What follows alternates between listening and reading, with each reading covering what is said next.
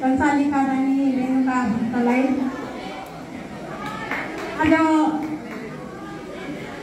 2081 साल 11 महिना 29 गते यस पुष्पाञ्जलीको सभामा लगाइरहेको यस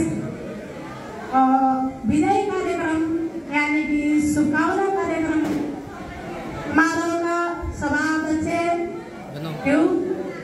प्रमुख अतिथि विशिष्ट अतिथि सम्पूर्ण शिक्षक शिक्षिका मित्रहरू र कक्षा 10 र कक्षा 9 का नानी बाबुहरू सम्पूर्णलाई म यस विद्यालयकी प्रशासन प्रमुख तथा मेरो प्रशासन प्रमुखको तर्फबाट र मेरो व्यक्तिगत तर्फबाट यस विद्यालयको तर्फबाट सम्पूर्ण विद्यालय नानी बाबु शिक्षक शिक्षिकाको तर्फबाट शुभकामना दिन साथै स्वागत भन्न चाहन्छु र धैर्यताका साथ बसिदिनु भएकोमा धेरै धेरै धन्यवाद दिन चाहन्छु।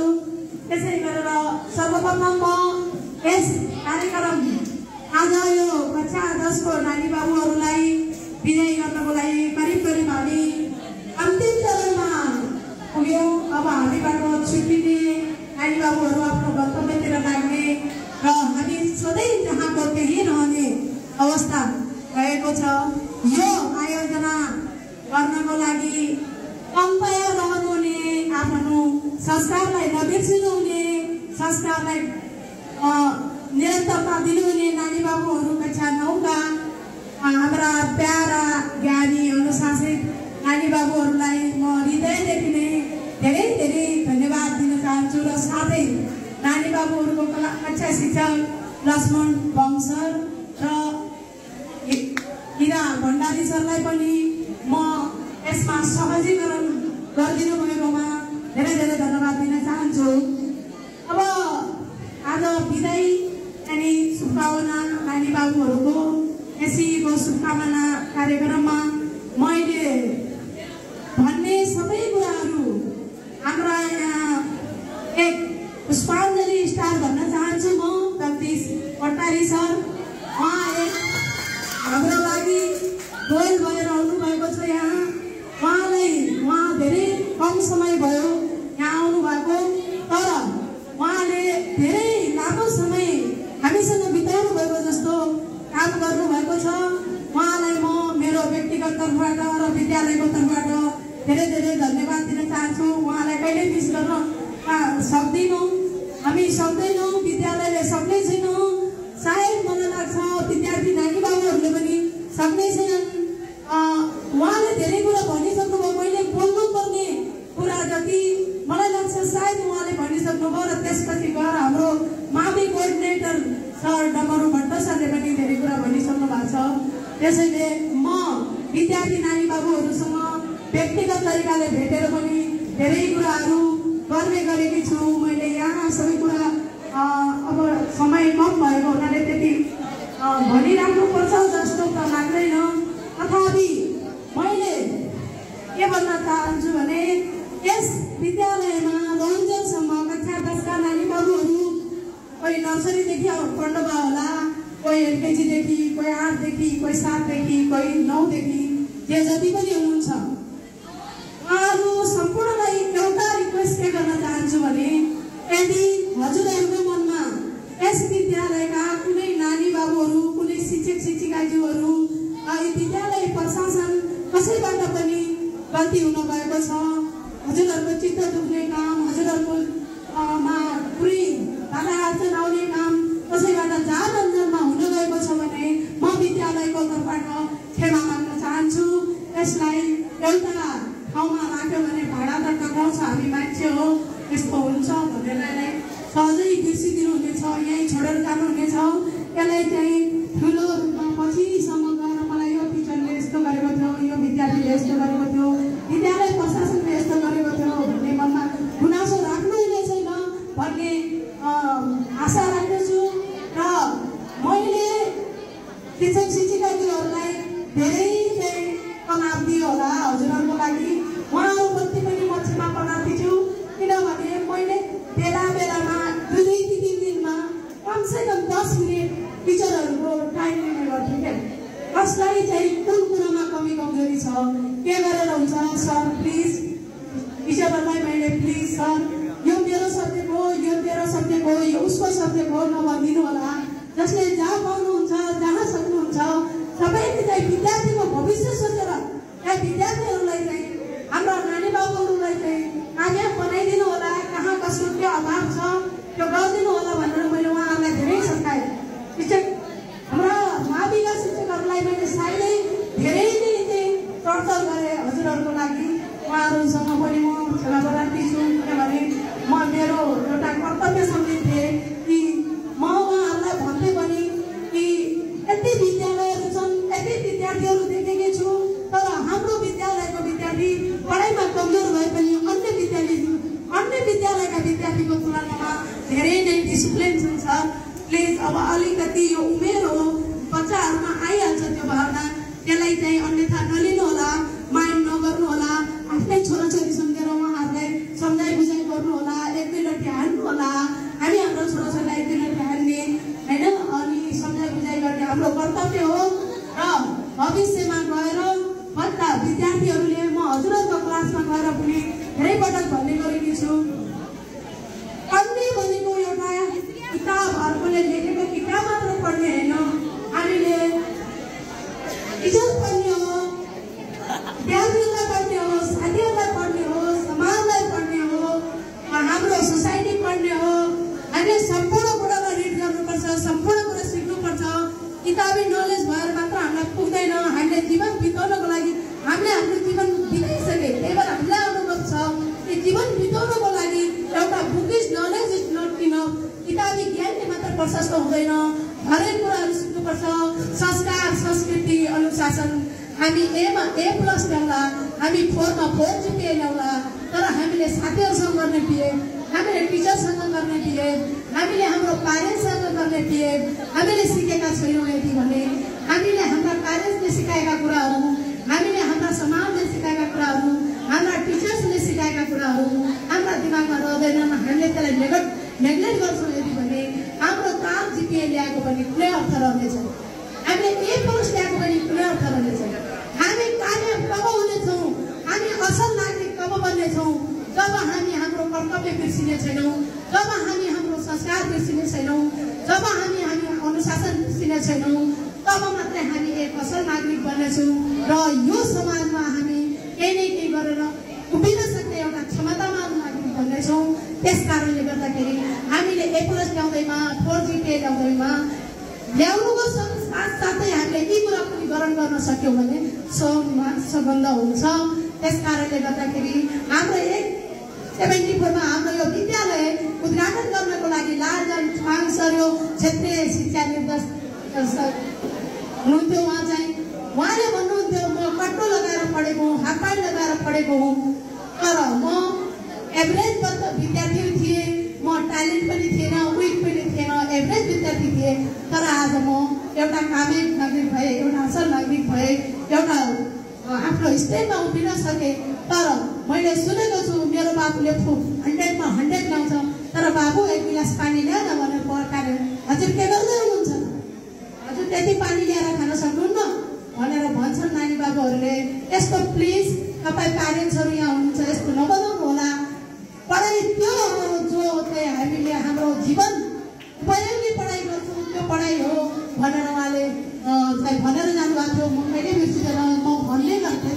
उहाँले भनेर जानुभयो मैले हजुरहरूको लागि त्यहाँ जस्तो नानी बाबुहरूको लागि अन्य कक्षाहरूको लागि पनि धेरै प्रयास गरेँ गार्जेनलाई बोलाउने प्यारेन्ट्सलाई बोलाउने मोबाइल छिनेर राख्ने घाँटीको सिक्ली छिनेर राख्ने रिसाउने सम्झाउने काउन्सिलिङ गर्ने धेरै प्रयत्नहरू गरेँ ताकि कसरी पनि हाम्रो बच्चा चाहिँ आफ्नो टार्गेटमा पुगोस् हाम्रो टार्गेटमा पुगोस् एउटा सबै बनोस् एउटा असल बनोस् अभिभावकको लगानी खेर जान नदिन र आफ्नो भविष्य सुनिश्चित गर्नको लागि एउटा कामयाब विद्यार्थी बनोस् कामयाब नागरिक पुग्नुहोस् भनेर धेरै प्रयत्न गरेँ साँच्चै भन्नुपर्दाखेरि जति चाहिँ प्रयास प्रयत्नहरू गरेँ नानी बाबुहरू हुनुहुन्छ मलाई खुसी लाग्छ मेरो विद्यालय हाम्रो विद्यालयको नानी बाबुहरू हाम्रो विद्यालयको शिक्षक शिक्षिकाको टिम थिएर म गौरवान्वित छु किनभने अन्य विद्यालयको शिक्षिकाको टिम, विद्यार्थी नानी बाबुहरूको संस्कार र अनुशासन सबै कुरा हेर्दाखेरि मलाई कस्तो लाग्छ भने हाम्रो विद्यालयमै उत्कृष्ट छ।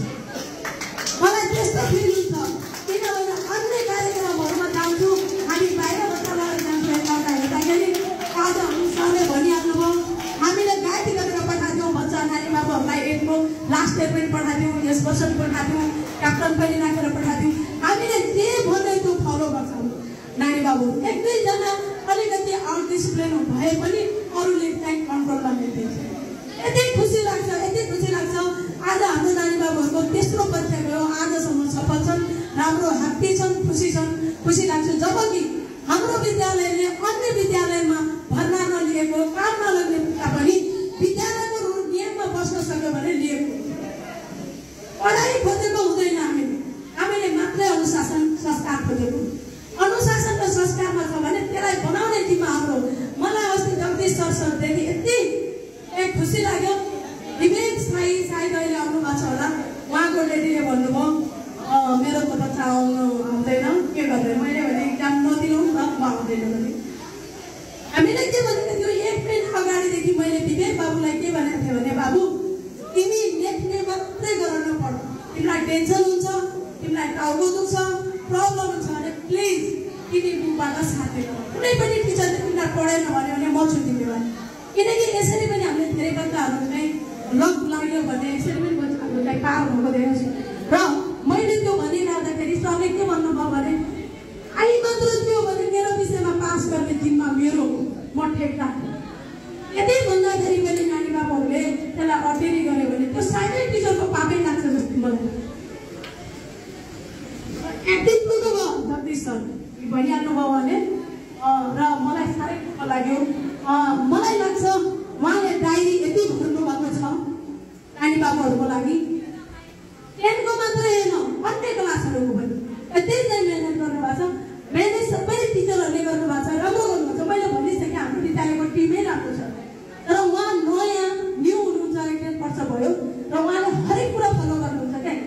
हामीले सर टिचरहरूलाई चाहिँ प्राइजको व्यवस्था बच्चाहरूलाई हौसलाको दिनुको लागि, प्रेरणाको लागि कुनै प्राइज व्यवस्था गर्नुहोस् हामी छौँ त्यसको लागि भन्दाखेरि उहाँले चाहिँ तुरन्त चाहिँ आफ्नो उसमा लिइसक्नु भएको कुरा हरेक कुराहरू चाहिँ भन्दाखेरि उहाँले चाहिँ टक्कै टिपेर त्यो गरिहाल्नुहुन्छ।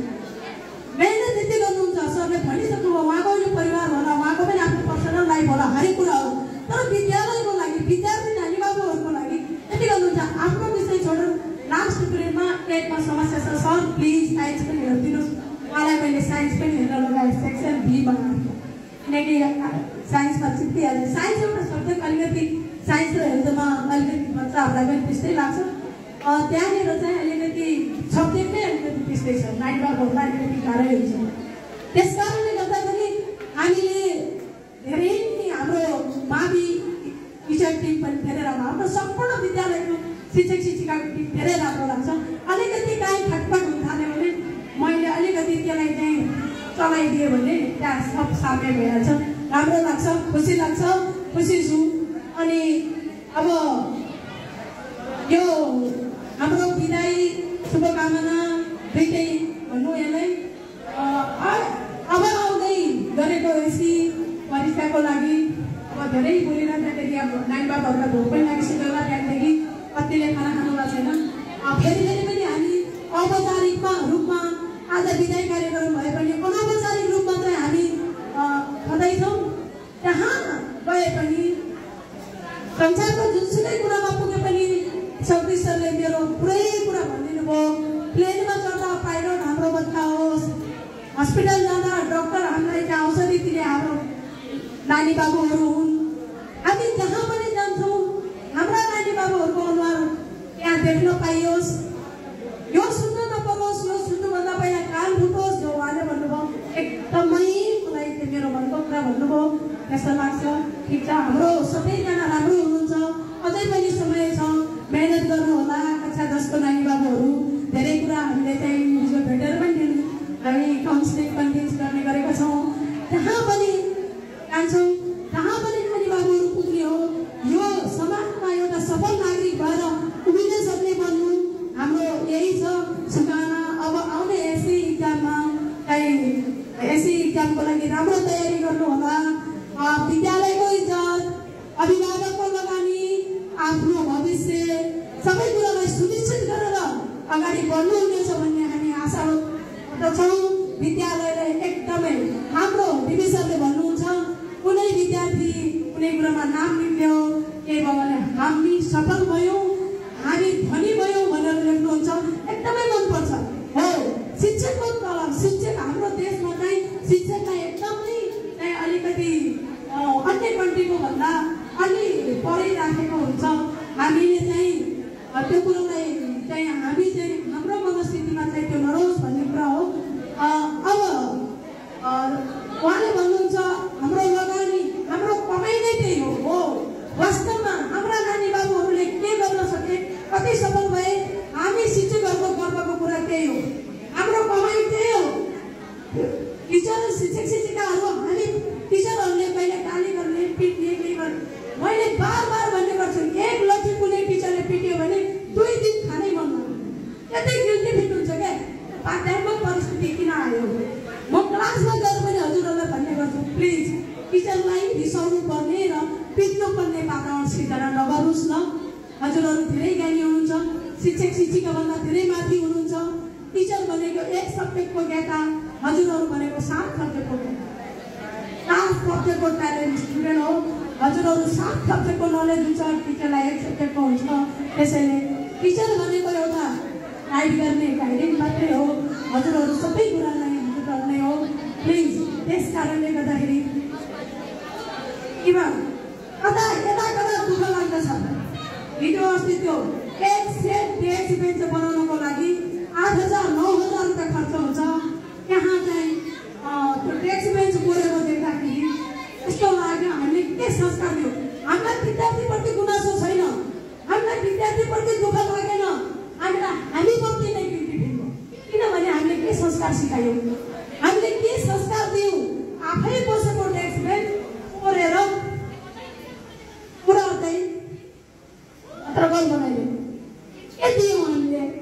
कता दुःख लाग्छ। यो यस्तो देख्दाखेरि चाहिँ एकदमै रुन मन लाग्छ क्या, एकदमै गिल्टी फिल हुन्छ कि हामीले हाम्रो नानी बाबुहरूलाई के संस्कार दियौँ। यो त हाम्रो सम्पत्ति हो, यो त हाम्रो चिज हो, हाम्रो भन्ने बुझ्नुपर्छ। मैले पढाएको विद्यार्थी नानी बाबुहरूको छोराछोरी यहाँ पढेर एसई गरेर गइसक्नुभयो। भोलि तपाईँहरू जानुहुन्छ, हामी मरौँला, हामी नर्कौँला, हामी असक्छौँला, तर यो संस्था हो, यो रहिरहनेछ। हामी गयौँ भने तपाईँहरू जानुहुन्छ, तपाईँहरूको नानी बाबु भोलि पढ्न आउनुहुन्छ, तपाईँहरू नै यहाँ जबको लागि पनि आउनुहुन्छ। अहिले हेर्नुहोस् यहाँ कति अनुहार हाम्रो स्टुडेन्ट नानी बाबुहरू टिचर हुनुहुन्छ। हो, यो कुरा बिर्सिनु हुँदैन। हामी पुष्पाञ्जलीबाट एसईको सर्टिफिकेट लग्यौँ भने जीवनभरि पुष्पाञ्जलीसँग जोडियो।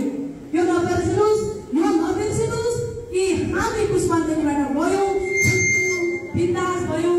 अब हामीले यहाँ जे गरेको पनि हुन्छ यो नसोच्नुहोस्। किनभने आज म 2052 सालमा यहाँ आउँदाखेरि 5 क्लाससम्म थियो यो विद्यालय। त्यसपछि 6, 7, 8 हुँदै 10 को एसएलसी दिलायो। यतिखेर थापा सरले मलाई भन्नुहुन्थ्यो, म्याम मिन्स हजुर मेरो स्कुलको लागि धेरै लक्की हुनुहुन्छ, किनकि मैले पहिल्यैदेखि 10 को स्वीकृति पाएको थिएन। हजुर आएपछि मैले तुरन्तै 10 को स्वीकृति पाएँ। हाम्रो विद्यालय 8 क्लास चल्दाखेरि 10 को स्वीकृति पाएको। अनि थापा सरले मलाई भन्नुहुन्थ्यो, you are so lucky for this student. अनि आज त्यतिखेर पढाएको विद्यार्थीको नानी बाबुहरूको सर्टिफिकेटहरू मिस्टेक हुँदाखेरि, कहीँजना सिफारिस दिँदाखेरि अहिले आउनुहुन्छ, मलाई देखेर छक्क पर्नुहुन्छ। म्याम यही हुनुहुन्छ, छक्क पर्नुहुन्छ, देख्नुभयो। त्यस कारणले जीवनभरि पुष्पाञ्जलीसँग जोडिनु भयो हजुरहरू। अब त्यो सर्टिफिकेटको पछाडि प्रिन्सिपल, पुष्पाञ्जली, जिन्दगीभरि बाँचुन्जेलसम्म जोडियो। नबिर्सिनुहोस्, हामी गयौँ यहाँबाट पुरा सिद्धियौँ भनेर नबिर्सिनुहोस्। त्यस कारणले गर्दाखेरि म भन्दछु, संस्था हो, संस्थालाई हामीले सबैले माया गर्नुपर्छ। हामी एउटा म्यासेन्जर मात्रै हो, हजुरहरू नै यसको चाहिँ कर्मदाता हो। हामी म्यासेन्जर मात्रै हौँ। सरले कसरी, जगदीश सरले कसरी हरेक कुराहरू फलो गर्नुभयो, पिकनिक पिकअप गर्नुभयो त्यसरी हजुरहरूले पनि गर्नुहोला भन्न चाहन्छु र साथै अब नजिकै आउँदै आएको एसईको राम्रो तयारी गर्नुहोला राम्रो आफ्नो भविष्यको लागि गर्नुहोला यहाँबाट गएपछि पनि यहाँका संस्कार र संस्कृति यहाँको अनुशासनहरू नबिर्सिनुहोला भन्दै फेरि पनि भोलि पर्सि होलीको पनि शुभकामना दिँदै र नयाँ आउने एसईको हजुरहरूलाई हाम्रो तर्फबाट विद्यालयको तर्फबाट धेरै धेरै शुभकामना छ राम्रो गर्नुहुनेछ भन्ने आशीर्वाद सधैँ हाम्रो आशीर्वाद रहनेछ एसईको लागि मात्रै होइन अगाडि हजुरहरूको भविष्यसम्मको